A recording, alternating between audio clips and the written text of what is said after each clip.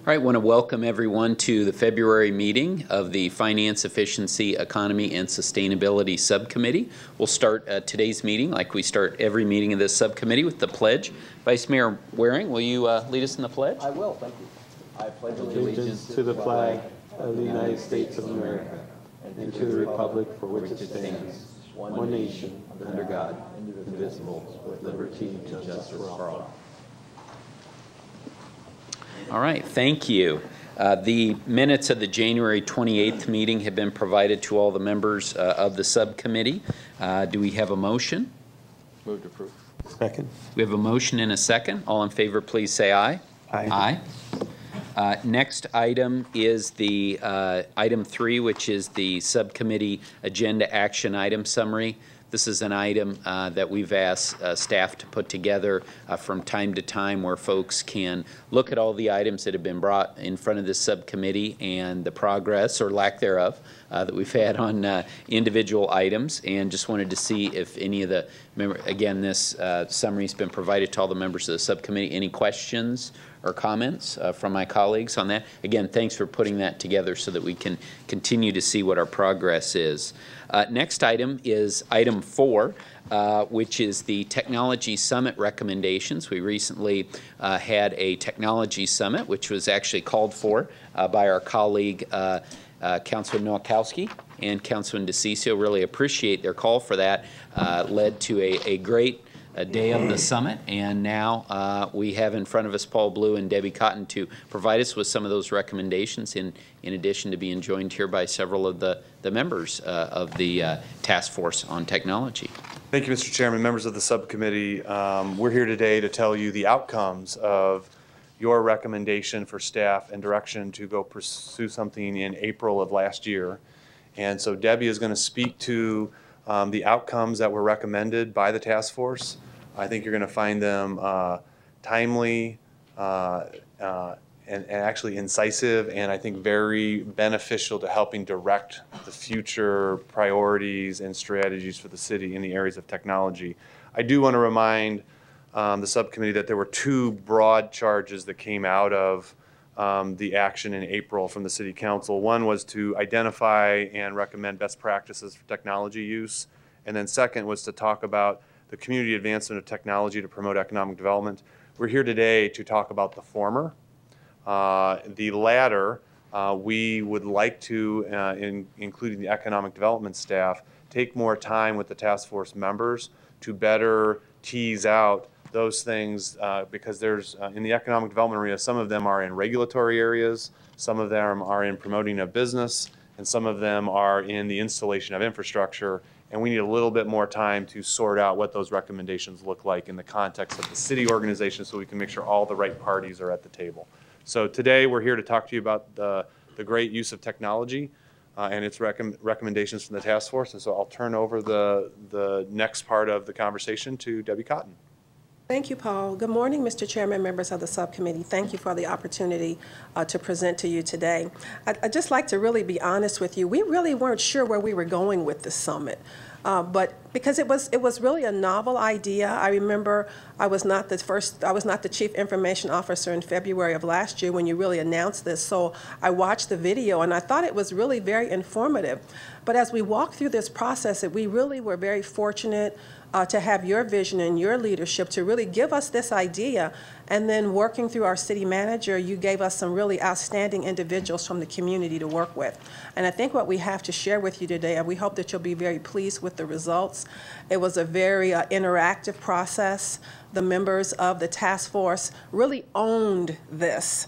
They really took your charge to heart, the fact that you really wanted them engaged. You wanted their ideas on how to move our city forward. I would like to just acknowledge several members of the task force who came once again to give their time to us to move this initiative forward. I would like to acknowledge Barbara Cooper, Dean Howard, Jeff O'Toole, Mark Goldstein, Brett McCarthy, and David Stevens. And I'd like to invite any of them who would like to join me at the table. We can certainly bring more chairs if you'd like to make some comments. I believe our elected officials would much rather hear from you at this point than my interesting PowerPoint. So if you would please join me at the table, any of you who would like to, I really would appreciate it.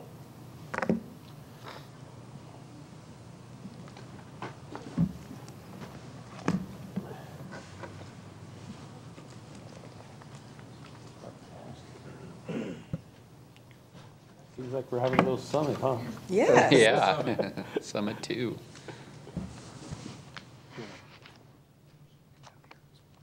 Would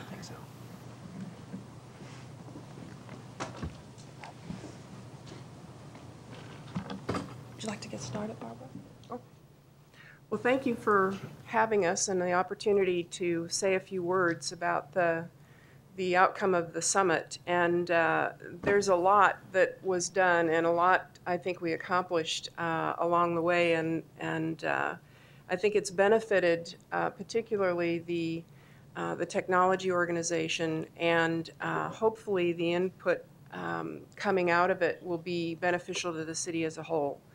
One of the things that I wanted to mention was in reference to how the city, and I think some of the motivation behind wanting to do this in the first place was initiated because of the challenges we have in competing as a city, our citizens' demands going forward for more digital capabilities and so forth.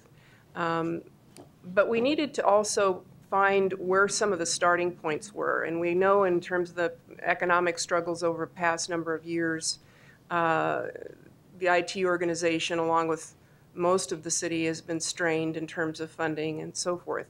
But the outcome from that, especially as it related to infrastructure, is profound. And the challenges going forward are more difficult because you want to have some of the latest, greatest in order to achieve that outreach to the citizens, to be able to enable your workforce to be more effective and efficient, obviously. But you have the underlying systems that are sort of behind the times, and it makes it very difficult to build on to get that next generation going when you have some of those challenges. So keeping up with that investment on a more strategic basis is going to help.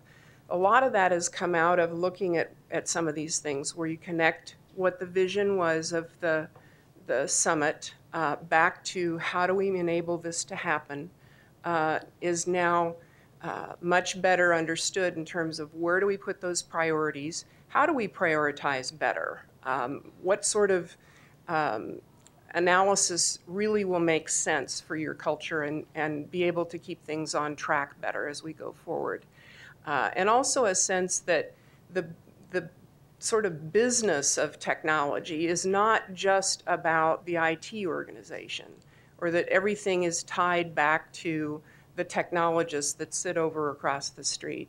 It really has to do with the entire city and sort of making that a complete partnership between the two, and then looking at that in terms of more of an investment strategy of how do we go forward consistently. And it's been a little more haphazard in the past, and I think that points to the strategy going forward of being more consistent, looking at it as more of a business partnership between the two, and accountability across the board, not just on the IT organization, but on the people who are driving the demand for the investments as well. So all in all, I think it was a successful outcome, and there's a lot of specific direction that has come forward for Debbie and her team, as well as the various functional divisions to work on. And I'm sorry for not introducing, this is Barbara Cooper, a retired Chief Information Officer for Toyota North America. And so next we'd like to maybe hear from Brett McCarthy, Microsoft, our account strategist. Thank you, Debbie. So I just want to make a couple of comments. First of all, I've been in information technology for a very long time, focusing on the public sector. And this is the first time in my experience that We've worked with a city to really discuss kind of open issues. Where are the pains? What can we do as in terms of defining strategic overall direction to move forward for gaining efficiency? And it was great to see as part of the Technology Council in this, with representatives from the community and other companies that are traditionally competitors for technology space, that we all got together and acted as a single unit on behalf of the city to keep the technology relatively agnostic, to talk about strategy and direction on behalf of the city and not turn it into a positioning for any particular vendor or technology. So that was great for me to see, even though I represent one of those companies, to see that cooperation on behalf of the city. So thank you. Thank you. Next, we'd like to hear from Mark Goldstein. He's representing the Arizona Technology Council. Good morning. Interesting process. I came on probably a few months into it through Steve Zalstra, who I'm proxy for, have my own technology consulting firm, International Research Center, and a long history in broadband and IT. So I believe, goals 1 and 2 were both addressed, though for goals 2, the economic development piece, there isn't a full complement of city parties, let's say planning and zoning and economic development, to implement. I believe for goal 1, we did a yeoman's job of helping Debbie frame the evolution and potential, and she did a good job in framing the issues and challenges for the city IT. And I believe the results yield, if not a roadmap, at least some signs that you can follow down that road. In the broader economic development arena, there's still work to be done. The parties, as indicated, represented a good range of companies, and the work that the council and staff did, for example, last year with Google, showed some great signposts towards forward motion, approving use of city property and bulk permitting that then apply to all telecom providers. There was a lot of thinking, and there are, within the context of not the summary report, but rather the review of the summit breakout sessions, a fair amount of discussion and recommendations of taking that further, of things like, for telecom providers, there's a lot of sand in the Vaseline. There's a lot of difficulty in time, and time to market is money and affects their investment decisions. So there's a lot of thought that's gone into the possible smoothing and acceleration of process. That bulk permitting, for example, is a process of, but letting companies kind of self-permit, self-inspect, automate access to it, and so on.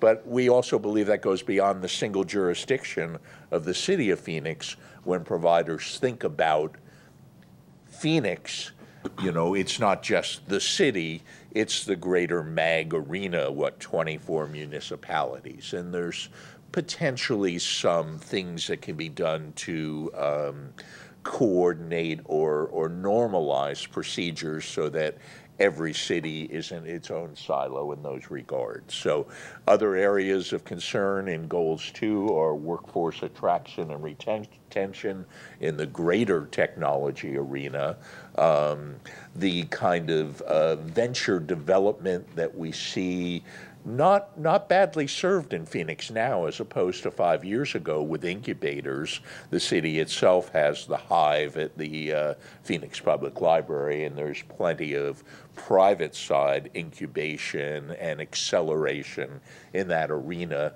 But that's also an area where the Tech Council and I would like to see, more planned focus and its own further development as a strategy going forward. So though many of us are pleased to assist in the goal 1, the internal city evolution, and believe that truly does impact economic development, the ability for the public and the business community to have a smoother ride, to do their parking, you know, from an app, and just all sorts of government processes. There's a greater picture yet to be fully engaged that we've made some inroads on. So.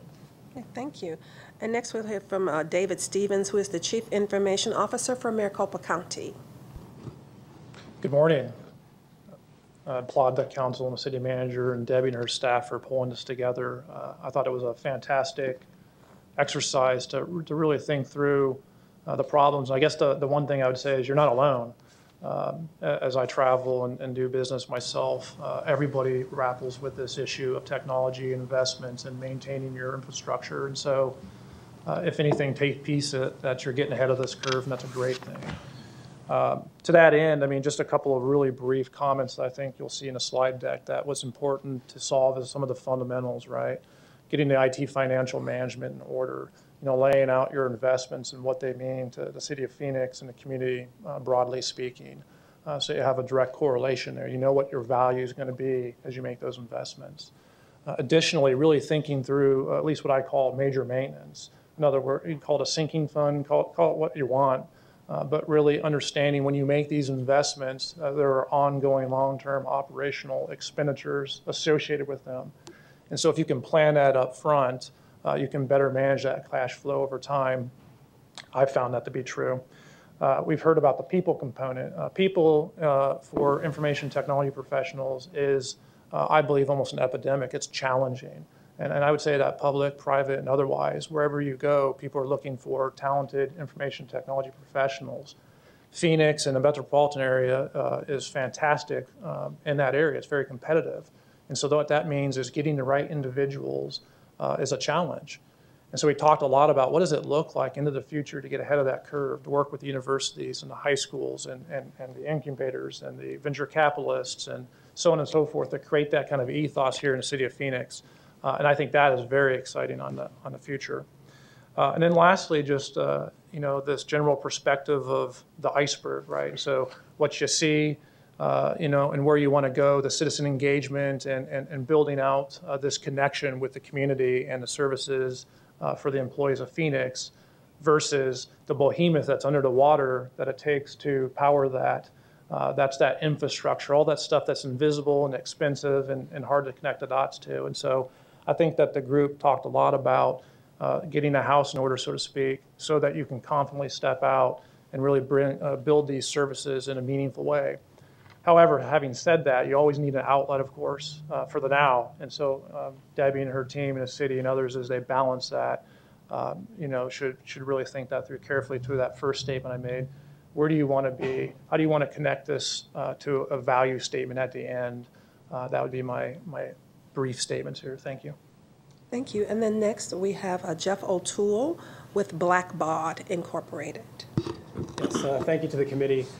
This is my first really work with the city of Phoenix, and I've worked in the technology sector for about 15 years, but this is the first time I've really worked in the public sector, and I would just like to start by thanking you guys for the vision of doing this. I was very inspired by the process that got us to this point, and some of the points that Brent made, for us to all get together and really brainstorm on the top priorities, not really thinking about the technology piece of it as much as what are those fundamental projects, what is that foundation we have to build from, I think really allowed us as a group, public and private sector, to come up with those really fundamental recommendations for the group. So I really like the process of connecting all these different stakeholders to really put our best foot forward on strategically where we go with technology in the city of Phoenix. And I think we really have uncovered and identified some great places to start. And I think my takeaways from the entire process was really figuring out how we look at where we prioritize these things from an ROI perspective. It was kind of interesting to me, in the first couple of meetings, we really started to talk about those cool things with technology. What if I could log on to an app and see my entire experience with the city in one place and get updates on all the different ways I'm interacting? And what if the city could understand me as a customer in one place, a 360-degree view of me as your constituent? And what we came to was, to get to that point, we really have to take a step back and make sure the foundation is in place architecture-wise to do that. So I would also echo some of the comments here. I feel like this is the first step. If we can really make good progress forward in putting the foundations in place, I think it'll be a short time to where we can start to get to some of these cool service to the public, things that start to make us stand apart in the way we service our community. So I appreciate being a part of this and excited to continue to work on initiatives like this in the future. Thank you all very much. Continuing with the presentation, I'd just like to a quick review. These were the focus areas as determined by the individuals that were engaged. You've heard talk about common infrastructure. Once again, these are the iceberg things below the surface that you really can't see that we must focus on. We talked about non-technology opportunities. We've already heard about workforce development and staffing, data, our information, being able to, once again, have that one view of our citizen, regardless of what department you're in, what service you're providing, so that you, as our electeds, can really understand your constituents in their interaction with our organization. Private sector, we've talked about that. And then, once again, helping us compete, which is, once again, more of an economic development kind of an issue. The task force did recommend that we come up with a 3-year plan. So we've talked about the foundation, providing strong, secure infrastructure. They want us to be sure that we're continuing to be good stewards of our city's financial resources, and once again, looking to partner as we've done today, and in bringing these ideas forward for your consideration. And sustainability, once again, talking about a sinking fund, being able to reinvest and retain resilient technology. Some of the fundamental projects that the task force recommended, and some of them, thanks to your leadership and support, we've been able to get started on some of these. You know, the telephone upgrade, the network upgrade. We'll be working soon on a data center strategy, so that, once again, the city is not in the business of managing a data center. Once again, this is an opportunity to partner with the private sector in doing what they do best. And then enterprise level software, meaning software that we all can use. One idea would be, once again, that single view of the customer, our customer relationship management system. Some people think of it as 311, those types of citywide priorities. Focus on items with a high return on investment. We'll be bringing an item, fortunately, actually, we brought this item forward to you last month and received your support for large data management. This is how we can really get our arms around all the vast amounts of information that we have. E-procurement is a project that the city is already engaged in, soon to be launched later this fiscal year. Workforcing strategy.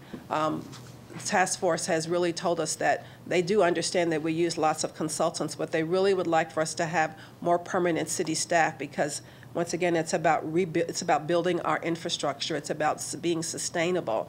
It's about having high-wage jobs in our city. You know, these are, economic development kinds of items. Private sector partnership, once again, schools, educational institution, private nonprofit institutions, and then, where necessary, right sourcing. Developing 3-year goals for technology investment. Refresh budget, so that, once again, we're not in a position where we have to come and ask for $35 million all at one time to upgrade our phone system. And then utilizing project management technologies and best practices, so that when we implement these projects, we'll be successful, and that we'll get what we need. So our recommendation, Mr. Chairman, members of the subcommittee, we're requesting approval to develop an action plan to implement the task force recommendation, and that we will return with that action plan, and we'll return to you on regular intervals to show progress on the plan. And that concludes my presentation. Thank you.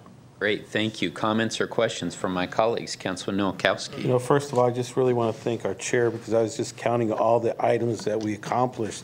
That's like 57 within a year, and we're close to about $100 million in savings for the city. So, thank you for your leadership, and also really want to thank Sal DeCiccio, my colleague, that we were sitting down and we thought that this was something very important, to create a summit where we bring the brightest of the bright minds together to really think about what's best for the city of Phoenix. And basically, we have an approach that we call the Team Phoenix approach, when we go in and we take back a neighborhood. We bring in our police, we bring in economic development, we bring in the community leaders, we bring in our neighborhood services, we bring in everyone, and we come up with a plan to really fix that neighborhood up.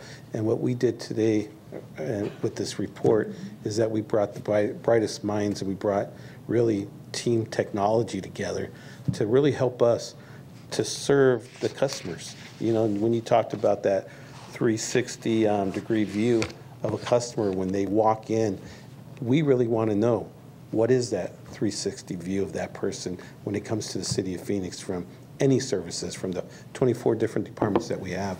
And I think it's through technology. I mean, we carry these phones everywhere we go and pay bills, and we communicate. So if we can gather the data to be a better provider to those customers that we as a city provide services to, I mean, we just hit a home run with that. So I just really want to thank you for providing that roadmap, and a roadmap with a lot of signs for the future that we need to update our technology, because it's not just about buying the best technology that's out there, but it's having that those signs down the line when we need to replace it, when we need to update it, and sometimes being good stewards with that tax dollars that we have. We need to make sure that those signs are in place. So once again, I just really want to thank you for providing that roadmap with a lot of signs for the future to really keep us on that direction when it comes to technology. And I'll be supporting a strategic plan for the future. Thank you. Thank you, Councilman. Councilman Valenzuela? All good stuff. I want to thank you, Debbie. Thank you for your leadership. This is, I know this is sort of your niche as well, and you've served in many different, many capacities here at the City of Phoenix, but I think this is what, you know, and you've shined in many capacities. Thank you. But I think this is really your niche, and I think the key here is working with the private sector, opening, especially something like this, and that's the goal when it comes to anything that we do here at the City of Phoenix. You know, we exist to, this governing body exists to serve the people of Phoenix, people who live, work, play, do business in the City of Phoenix, and you know, bringing people from the community on board to work on a strategy like this is incredibly valuable. And I'm optimistic as well. I don't think this is I don't think we wasted your time, you know, and I certainly hope no one feels like that they've wasted their time. And of course, it's up to all of us to make sure that that is not the case, that we continue to move these things in the positive direction. So I thank everyone involved. I especially want to thank you, Jeff O'Toole, who's the first one that I thought of when, you know, we all thought about, you know, is there someone that we may know within our own district, our own council district? And I'm proud to say that Jeff is a constituent with District 5, and was the first person that I mean, literally, I was texting you, Jeff, when we were having the discussion on putting this thing together. So, so thank you for serving as honorably as you do, and for contributing, and for the entire, you know, group. Thank you for doing what you do, and looking forward to supporting as well. Thank you. And in that same vein, I want to thank my appointee to this technology subcommittee, who in classic District 3 mode is not come up to the dais, you know, not trying to do things behind the scenes. Dean Howard, thank you for your involvement. Dean is very active in the Sunny Slope Village Alliance, and appreciate your involvement as well as everyone else's. You know, I've been excited about this issue since we started on it, and for me, I think reference was made multiple times. You know, for me, as Councilman Nowakowski was saying, these smartphones, we're just starting to sort of untap the potential. And you know, unfortunately, government, the public sector, is a little behind on this from where the private sector is in using these things. And so I see those opportunities available. But thank you to this group for bringing me down to earth, which is we need to put the infrastructure into place first. And not only will that make these uses more powerful when we get to that point, but also doing it probably in a more cost-effective way. So we are and we will continue to lean on this group if you will take us up on that in working to put that infrastructure in place. And it's not only obviously the smartphones, but it's everything. It's for our employees in our buildings here. The fact that our data infrastructure is, prehistoric.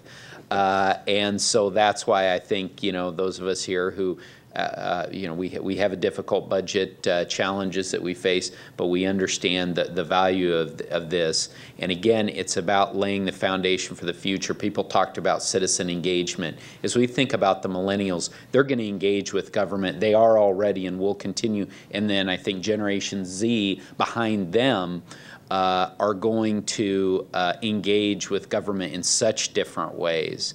And in this city that's so spread out over 520 square miles, they might go and Skype or FaceTime into a meeting, but they're not going to come down here. Or they may just want to text their comments, email them, whatever. We need to have that infrastructure in place, and so you're helping us to do that, as well as some of the other things that are coming down the road. E-procurement, again, if we can, we would love to reach out to this group and get your thoughts as those sorts of things roll out. And the next greatest new innovation comes out. Would love it if we could just over time continue to reach out to this group and tap into your great talent. So thank you, and thank you, Debbie, for your leadership. The timing was perfect for you to come into this position. So thank you for your stewardship here. So with that, I would entertain a motion. I'd like to make a motion to approve staff's recommendation to develop an action plan to implement the task force recommendation. I will second.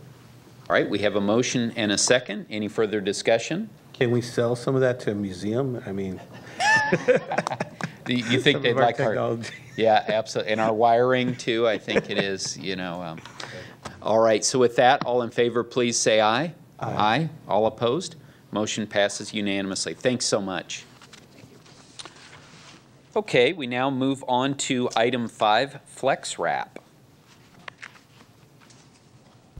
Mr. Chair, this is a follow-up to an item from a couple of meetings ago where we were talking about different approaches for healthcare savings and reimbursements. And so our Assistant HR Director, Mary Kyle, will talk now about a program we have at the city called Flex Wrap that does that. Mary? Thank you. So our FlexWrap program here is a flexible spending account program as defined by the federal government. So it is a tax-favored program offered by employers, and it offers plans for health care expenses or dependent care expenses.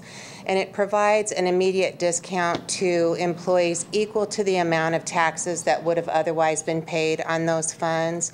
And as I said, the city's program is known as FlexWrap. And funds cannot be transferred between the two accounts, between the health care account and the dependent care account. So these plans pay for eligible medical costs for things that are not paid by our health plans. So out-of-pocket expenses, co-pays, deductibles, those kinds of things is where you can use money out of your health care account. The minimum contribution per year is $100, and then the annual maximum is set by the federal government. And I think we were scheduled to do this presentation in 2014, but the increase hasn't increased, so it's still at $2,500 for health care. And on that one, can you talk about where that maximum used to be? It used to be at $10,000, so several years ago they cut it down to $2,500. So there is an index on it, so it could increase annually, but it did not for the 2015 plan year. Okay. And this includes limited expense reimbursements also related to high deductible health plans. So when you have a high deductible health plan, you can't use a flexible spending account in the ways that you used to be able to, so you can only use it for what's called limited expenses, meaning dental care and vision. So in a dependent care account, this pays for eligible daycare expenses, and that's child care for children under the age of 13, and it's daycare for anyone who's claimed as a dependent on a federal tax return who is physically or mentally incapable of self-care, so that the employee and or the spouse can work, look for work, or attend school full-time. The minimum contribution in this plan is $1,000, and the 2015 contribution limit is $5,000. So there is a new provision that the federal government put into flexible spending account programs that can have a limited carryover from one year to the next. So in the past, it's had a use it or lose it provision, meaning that you spent all of those funds in a calendar year or you risk losing those funds. So what they've done now is they've said that you can carry over $500 from one year to the next. So that means for this year, for example, if we had this carryover provision, you could have a maximum election of $2,500, plus you could have a carryover from a prior year of $500, which means that you'd have $3,000 available in a benefit plan year. So this is a brand new provision. And is that just a one-time thing that you can carry over the 500? It's a one-time per year, so meaning that I could carry over from this year into the next. This year I could carry over $500 from the 15 year into the 16 year. So it's not just a one-time, you get a one-time opportunity per year. So, and does that continue on then? So after 2 years, could you actually have 3,500? No. Okay. No. So you only, for example, for this year, the maximum amount that you could have is $3,000. So if you don't use that full $3,000 in this year, you have it that use it or lose it provision. Okay. So the carryover is not automatic. It does require an amendment to our flexible spending account program. We can specify a lower carryover if this is something that we wanted to do, so we could have an amount less than $500, for example. And that this is only available for a medical flexible spending account program. It's not available in the dependent care option. And that carryover can be complicated by health savings accounts that have a high deductible health plan associated with them. So keep in mind, we talked about you having a limited amount of money that you could use in those kinds of plans, that you get it only for dental and for vision expenses. So under the city's current program, we don't have that provision to carry over $500 from one year to the other. And as I said, it would require an amendment to our plan document. The unused funds are forfeited to the city at the end of the plan year. And those unused funds, or those forfeited funds, for us average about $95,000 a year. That's what it has been from 2007 through 2013. In the past, if we had excess funds and we had enough to do a refund out to our participants, we did a calculation and then we refunded money to participants. So that means that if I was a FlexRap participant, whether I used all of my money or not, but there was excess in that fund, we did a calculation, and if folks got at least $25, then we did a rebate to folks at the beginning of the following year. And funds that we have right now that are in excess are being used to pay for our outsourced vendor. So we recently moved to an outsourced vendor called AssyFlex to administer our flexible spending account program. So if that FlexRack document was amended to allow the carryover for other contributions, the earliest time that we could do that would be for the plan year that would begin in January of 2016. And if that was the case, then we'd have to come up with an alternate funding source to pay for that contract with AssyFlex. Questions that I can answer on this? Questions from my colleagues, comments?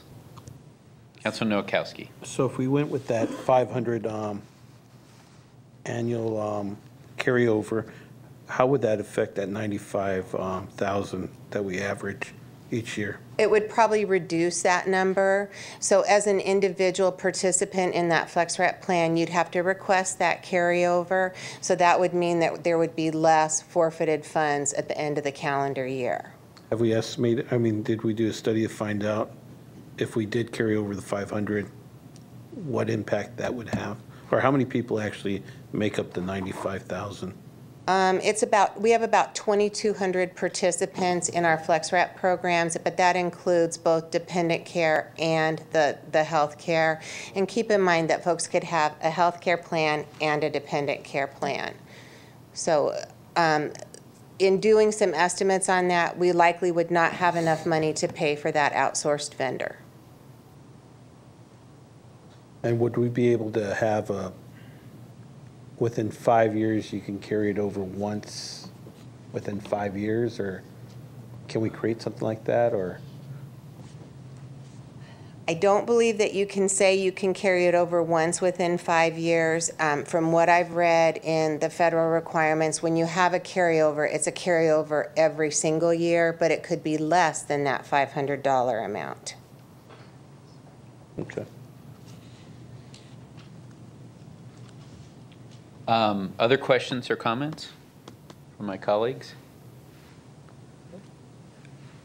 Question I had on the 95, is that just from the health care, or is that from dependent as well? It's a combination of both of those. Do we know, so that the dependent wouldn't be affected by this? That is correct. Yeah. And roughly how much of that 95,000 is dependent care monies? I'm going to tell you probably less than 25%, because most folks that do dependent care spend that full amount. And because you can only have $5,000 in a dependent care FlexRap, most folks that are paying for dependent care are spending much more than that on an annual basis.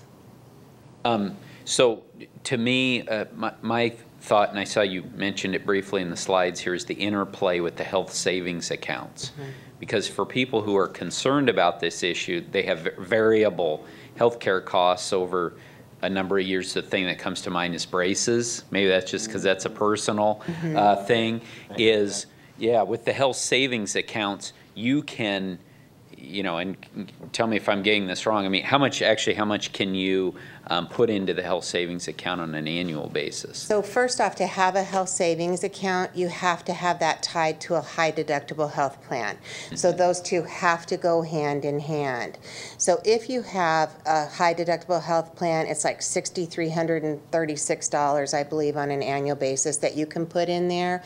But a health savings plan doesn't have that use it or lose it provision like an FSA has. Right. So you don't have the risk of losing that money year over year. You can continue to build your assets in that plan. So that's one of the more positive things about having a health savings account as opposed to a flexible spending account. And you could use that health savings account for dental, vision, and medical expenses. So there's really not a limit on what you can use that for, as long as it's an out-of-pocket expense that you're getting reimbursed for. And also, you can take that money that you're carrying over from year to year and actually invest it in the market, right? You can. So with our plan that we have right now, once you have $2,000 into that health savings account, then you have a variety of investment options by which to invest that money. That is correct. And the city also participates for folks, because you did mention that it's high deductible plans, but the city actually provides some money for the employees. Yes, to encourage, because obviously it brings down healthcare costs, plus gives them more options for the braces or the sort of unexpected large catastrophic things that occur. Yes, that's true. So the city puts seed money into that health savings account of $500 on an annual basis. So you have that seed money that goes in from the city, and then you as an individual can make contributions into that HSA as well. So, I mean, I don't have a real strong, and I know they're not asking for action, just kind of a discussion.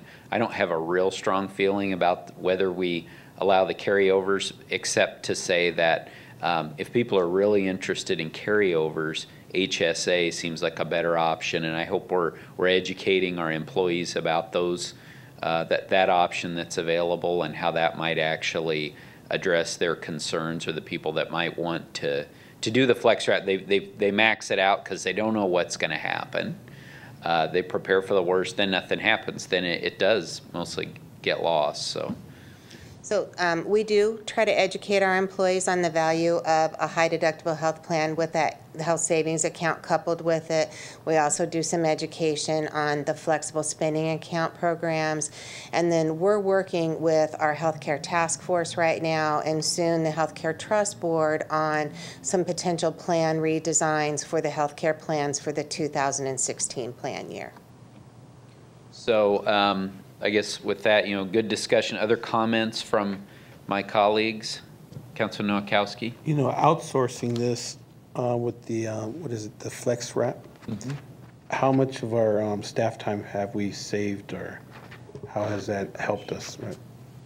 So Councilman Nowakowski, it hasn't saved us a lot of staff time right now because we're still closing out the 2014 plan year for our flexible spending account. And so this is one of the busiest times of year as people continue to submit their claims for last year. So we probably won't see that savings in staff time for another couple of months. But, some of the benefits of doing that outsourcing are, number one, you're paying a company to do that is their sole source of business. So rather than having one staff person in benefits who is processing claims on a regular basis, they have a whole staff of people that do that. And so those claims are being turned around much quicker, usually in about 48 to 72 hours on something that would be a clean claim with no issues on it. The ability for that money to go direct deposit into a checking account or a savings account. They also have a debit card that you can use for that plan so that you're paying for things at that point of sale directly with that debit card, and then you're not having to submit claims as an end user of that. The other thing that it saves is that really processing all of those claims in-house, you see a lot of confidential medical information that really now that's outsourced, and so it really protects that information for our employees and their family members. So we will see staff savings eventually, like I said, in the next couple months.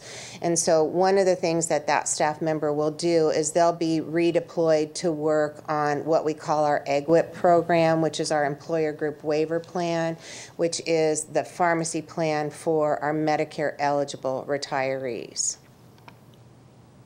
Thank you. Anything else?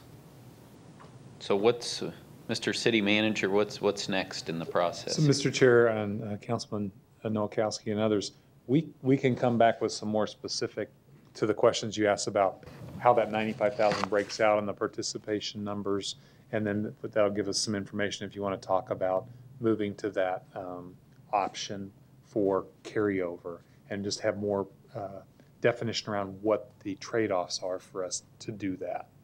We could certainly do that at the next meeting and further the discussion with you for direction if that's where the subcommittee would like to go. It sounds like that information might be helpful as we sort of noodle through this. I would just say on a bigger picture, you've really identified the long-term solution here is to get to the healthcare savings account because it does have, there's no limit on the carryover and the investment options are more beneficial to employees. The issue there is that it's tied to the high deductible health plan, which is a change.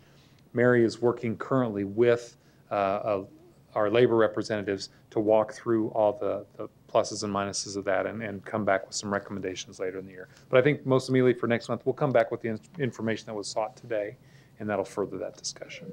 Great.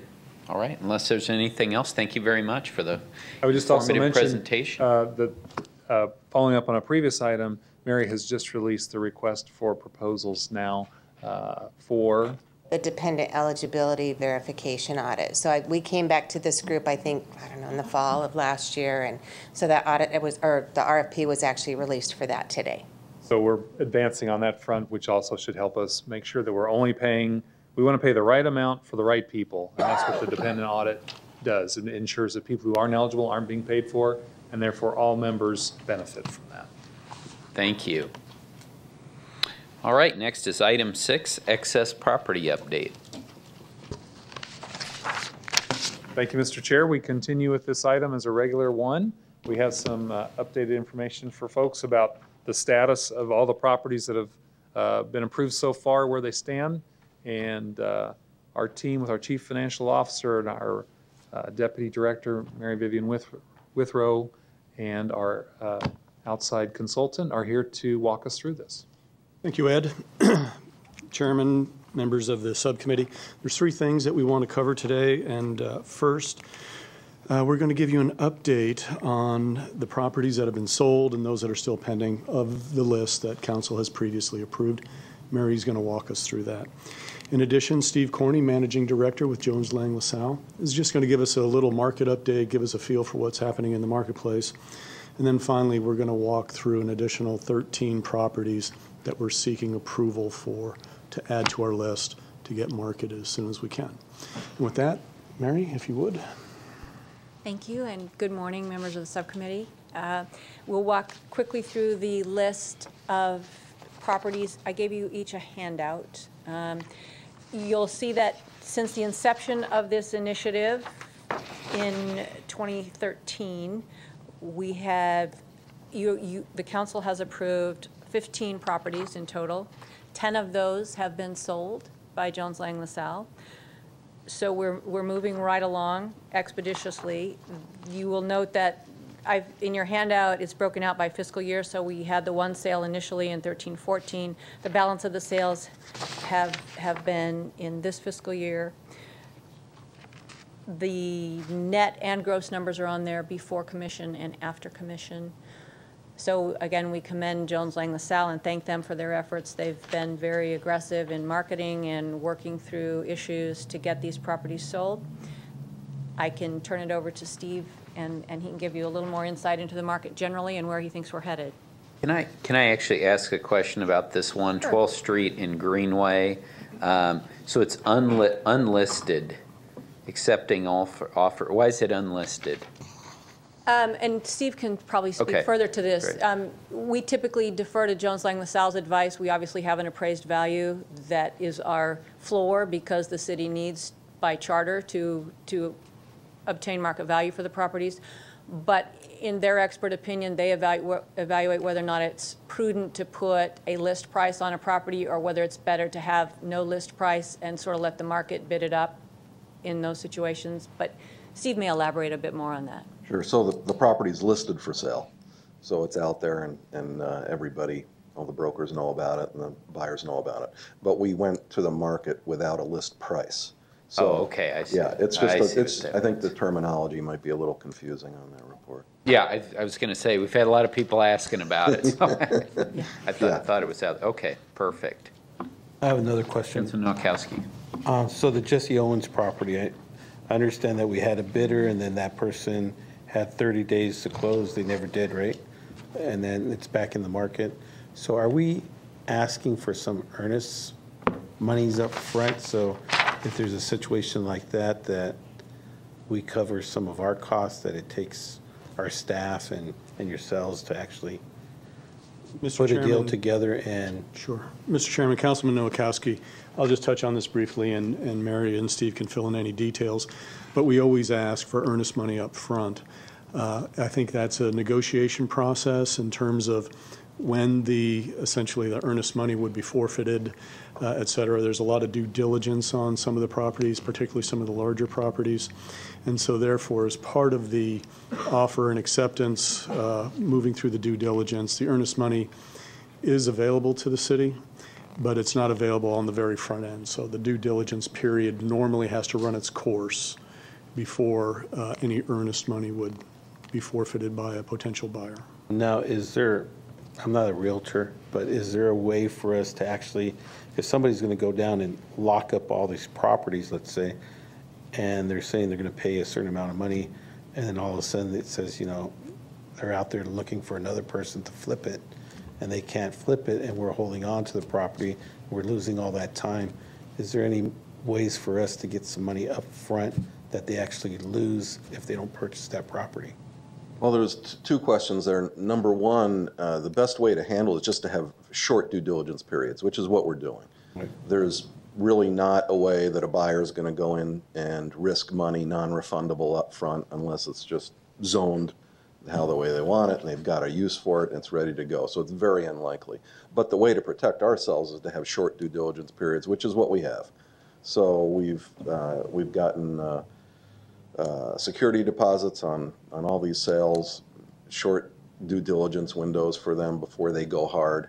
But that's what they do. The buyers will go in and look very quickly and see whether they can make the property work.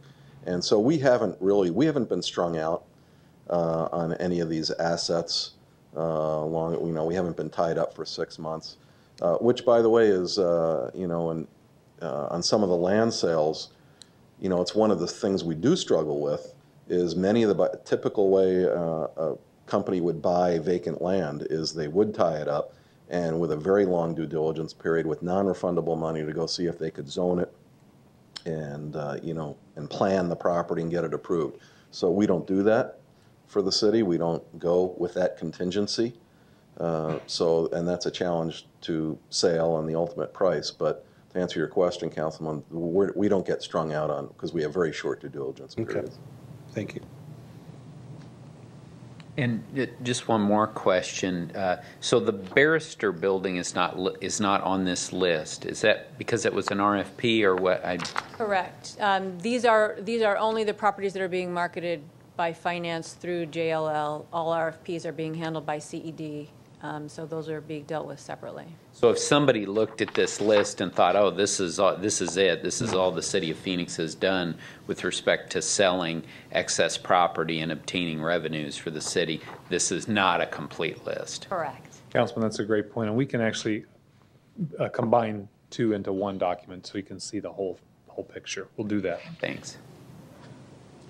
Mr. Chairman, with that, Steve, can you give us a market update? Sure, just a real brief market update. We market various types of properties for the city, vacant land, improved property. We have some single-family homes, I believe, coming up on the docket shortly. And the markets generally are improving. Improved property, the market's very strong. And by improved property, it could either be something with a building on it, improved asset, or even a land site that's had infrastructure put into it. So the markets for both that type of property is very strong. Single-family homes, which are coming up, we haven't marketed any of those yet, but I know they're coming up shortly. Everybody probably knows as much about that as I do. And the prices are improving. The market's getting a little stronger, so I think we'll have, and I think the homes at the price point we'll have a lot of interest in those. The loan market that is still lagging, as it always does in recovery, is vacant land. A lot of people there's not a lot of land banking going on. There's still not a lot of spec development going on, so that's the toughest to sell. But generally, all the markets are improving.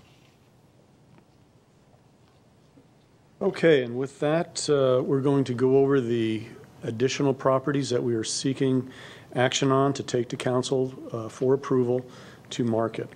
We ensured that we complied with our new policy relative to these 13 to make sure that any district, any properties in a district were referred to that district, and the district was given the opportunity to look at it and see if there was any other alternative uses to be considered. First, we have some public transit properties. These are near 19th Avenue and Orangewood along the light rail line. You can see the square footage involved there. We are recommending there's no restrictions or anything tied to these or RFPs, so these will just be put on the market. Next, we have 1739 East Claremont. This is a street transportation property. This is paid for by HERF, and so any proceeds from this property will go back to HERF and streets. This is a small property near 111th Drive and Buckeye Road, water services. 4 more adjacent properties out near 117th Avenue and Happy Valley Road. These are water department properties. So just a question on that. Why did we own property at 117th Avenue and Happy Valley Road? Mr. Chairman, I'll speculate just a little bit here, but I would suspect that there was probably some future water use was determined this property to be necessary at some time. And I think since then, they were probably built out pretty well in that area, and so therefore there's not a need for a facility at this time. Another water services property near 19th Avenue and Thunderbird Road. Yeah, sorry, back up there. Sure. That one's in my district, and I don't think anyone's, Yeah, we dropped off a packet with Okay. the map probably 6 weeks ago, maybe okay. 4 weeks ago. Yeah, maybe we can follow up and Sure. chat on that one. Sure. These are 3 properties for street transportation. 1900 East Glendale area. And Mary, did we drop off these properties did. as well? Okay. Councilman, would you like to discuss these? Are these in your district? No. No. No. They're pretty These are darn in close. District 6. Okay, very good.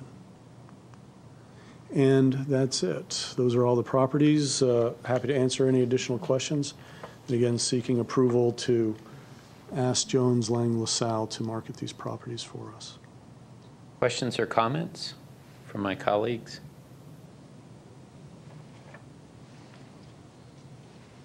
The one in my district, I'd actually like to pull that one out before we move forward on that. I apologize. I'd like to chat about that particular property that's right up behind Thunderbird High School, so on Moon Mountain. So pulling that, any others that folks would like to have pulled out? Otherwise, I would entertain a motion to move these forward to the full council for the marketing and sale of these other properties. We have a motion. Do I have a second? Second. All right, motion and a second. Any further discussion? All right, all in favor, please say aye. Aye. Aye. And obviously, just clarify that motion included removing, Absolutely. for the time being, the property at near 19th Avenue and Thunderbird. Very good. All right. Motion passes unanimously. Thanks again for your continued work on this. Appreciate it. Thank you, Mr. Chairman. And that takes us to item 7, annual user fee review.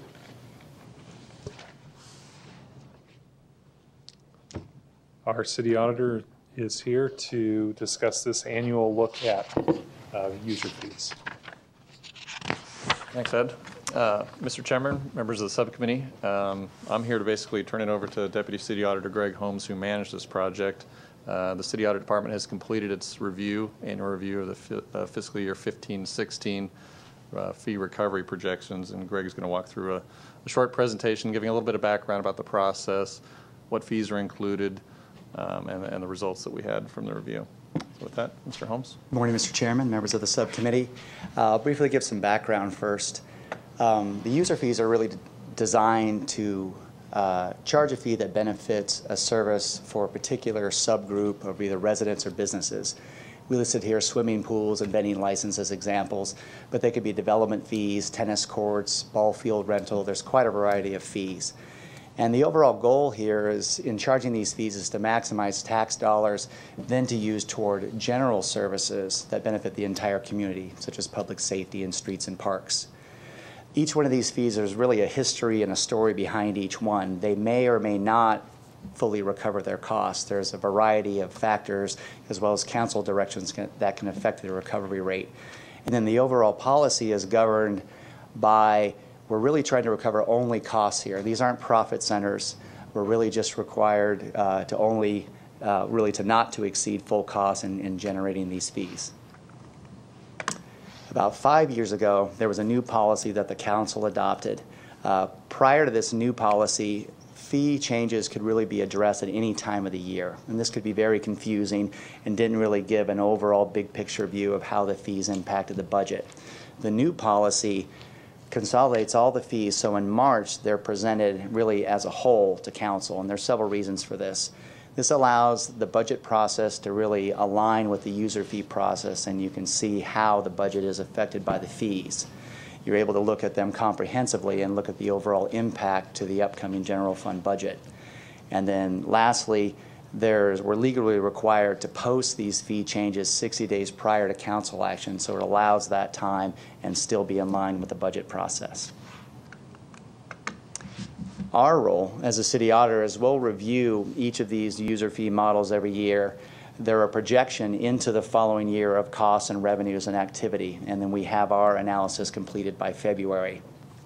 As I mentioned before, there's a lot of stories and a history behind each fee because there's several things that can prevent a full recovery of the costs. The first one listed legal constraints. The best example of that is public records requests, where by statute we're not allowed to charge the entire cost, really just direct costs.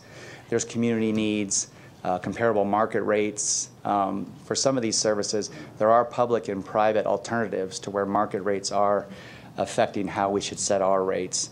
There are collection issues. There's other policy objectives. Swimming pools is always our best example, where there's really been a decision made to subsidize a good majority of the costs related to swimming pools as opposed to raising the rates. And then lastly, comparisons with surrounding cities. Development rates is a good example of that, where we look at other jurisdictions as well as input from the development community in setting those rates. There's 4 steps overall in the process. In December, we send requests to the operating departments to populate the models with the most up-to-date cost and revenue information. Then in January, we receive that information. We conduct our review, so it's completed by February. And then we meet with city management to discuss the results. At that point, it's the operating department, along with city management and budget and research, that determine whether there should be a proposed fee increase or decrease. And then lastly, that presentation then comes to council, where you'll set the policy objective on what the recovery rate should be and potentially approve a fee change. The scope of the process, there's 48 different fee groups. Some of these areas represent an individual fee. Others represent dozens or even hundreds of fees, depending on the grouping. They span 10 different city departments. And then for this process, it's really just general fund user fees that we're talking about, not enterprise fund. Water, transit, aviation, there's a separate process that analyzes those costs and revenues and what those fees should be. So this is just general fund. And then lastly, we've listed the top 5 areas by revenue. And this is about $75 million in revenue and represents about 90% of the totality of our analysis.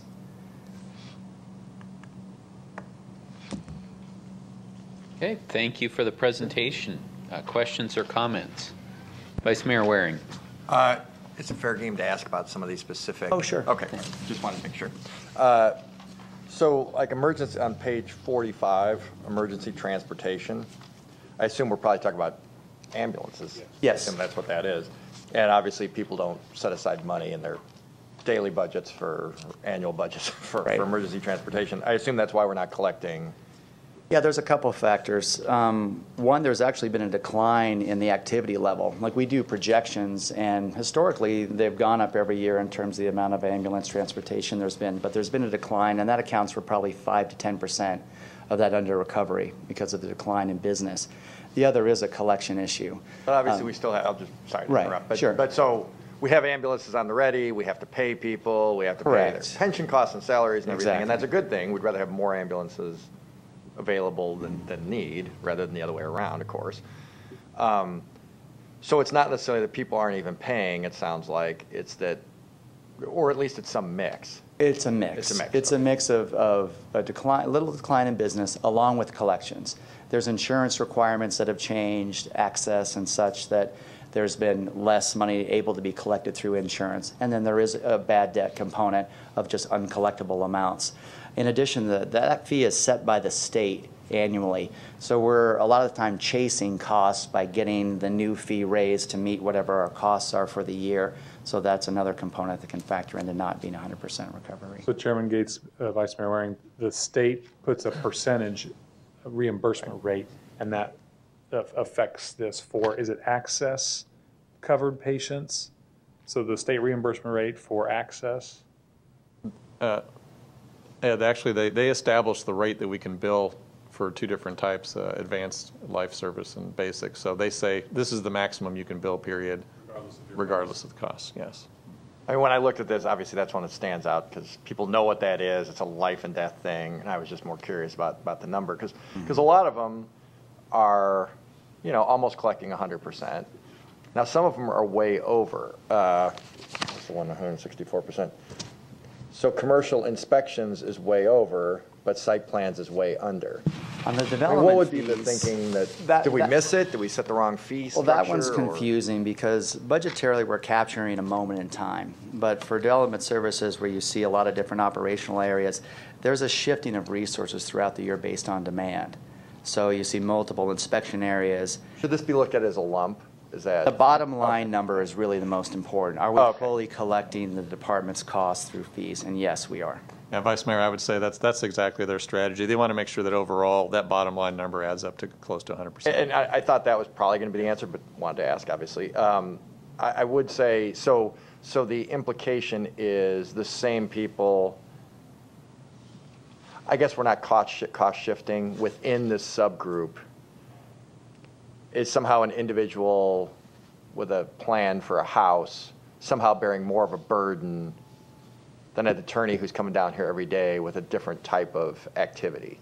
I'm not articulating that very well, but you're Vice not. Mayor, I think I know what you're saying. Yeah. We don't want to charge one group more than the other, or they're paying part of the other costs. And I don't think that's the case here. It really is. It's a shifting landscape throughout the year. This is kind of a snapshot at a point in time, and by necessity, they end up having to move resources from one side of the shop to the other as the business demands, with an eye of keeping on the bottom line. Right. So no, it's not an intent to do that. And then in housing, only 34% recovery on tenant damage repair. I mean, is there an explanation for that? There's two reasons. Our hourly rate for that tenant damage repair doesn't recover full costs. In addition to that, there's an ability to pay issue based on who we're charging here as low-income tenants.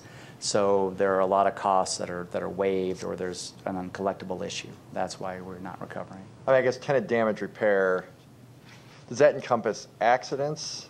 Because when I hear damage, I'm thinking that's somebody who had a party, trashed the place. This would be where there was a determination that the tenant was liable for the damage and where we're charging him back for repair. But we're not charging enough to get the money back. And I guess I don't know why that would be. Our fee is low, and we're not fully recovering all the fees charged. So it's both a charging and a collection issue. Is there a penalty, other than credit reports and so forth, is there a penalty that person can't use other city services or activities until we collect?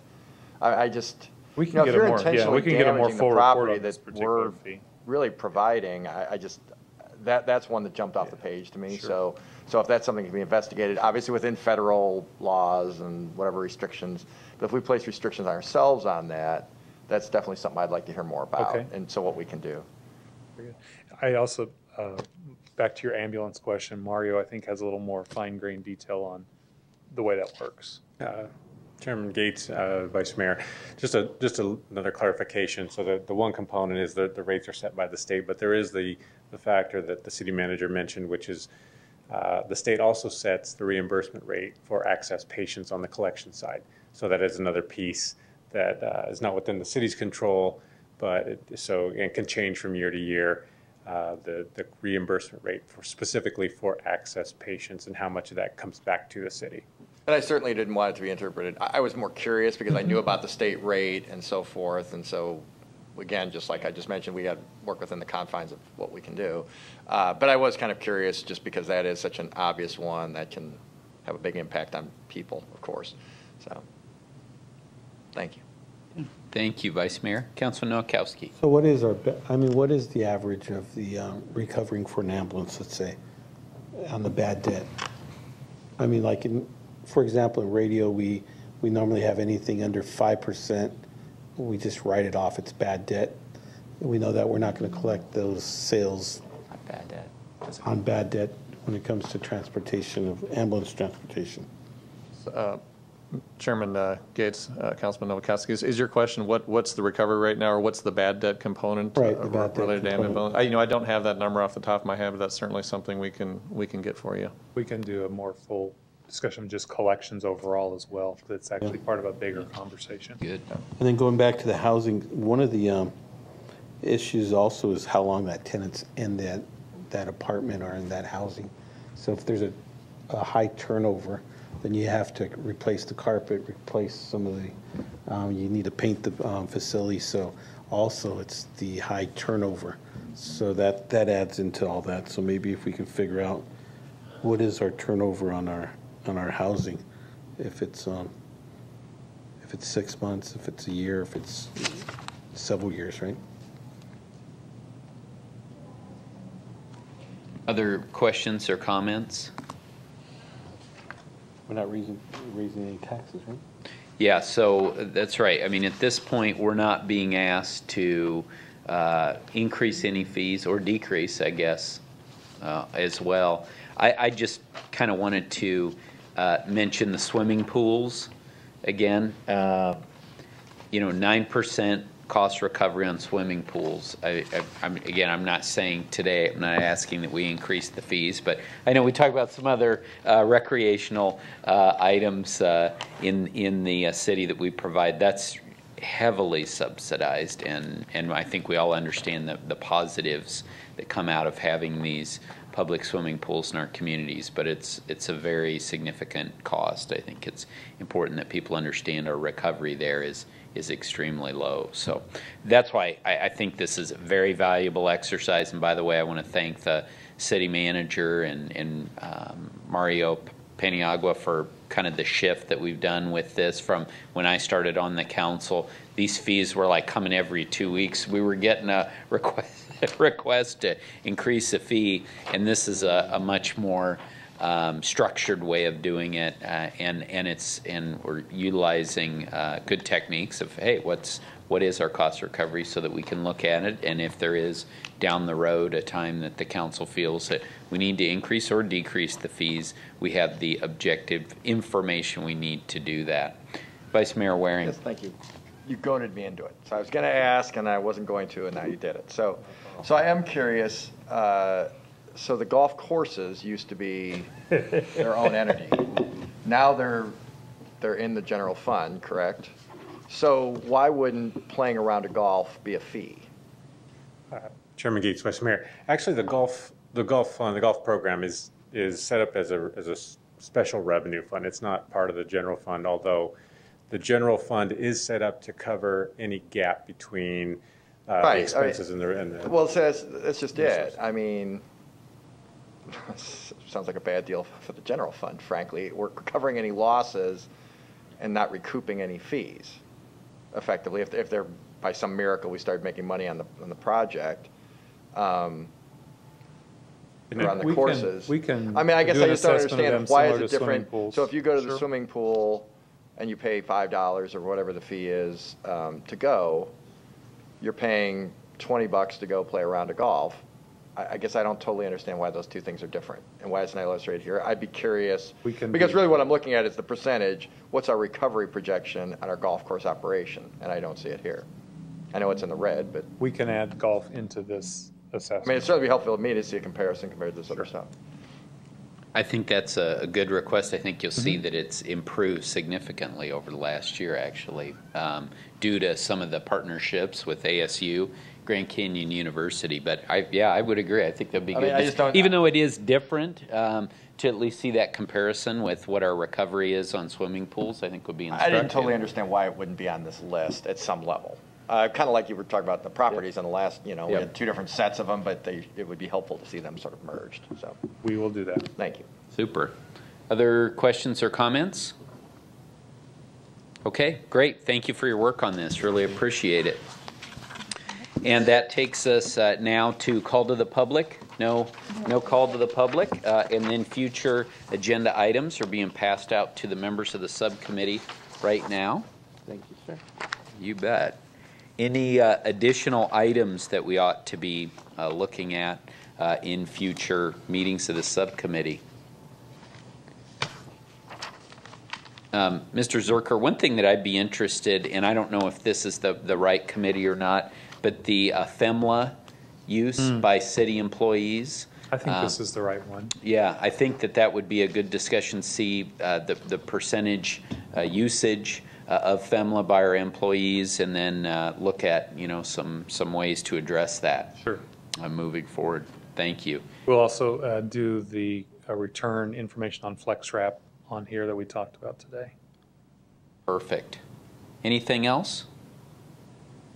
All right, looks like we've got a nice full agenda moving forward into the future. And with that, this meeting is adjourned. Thank you.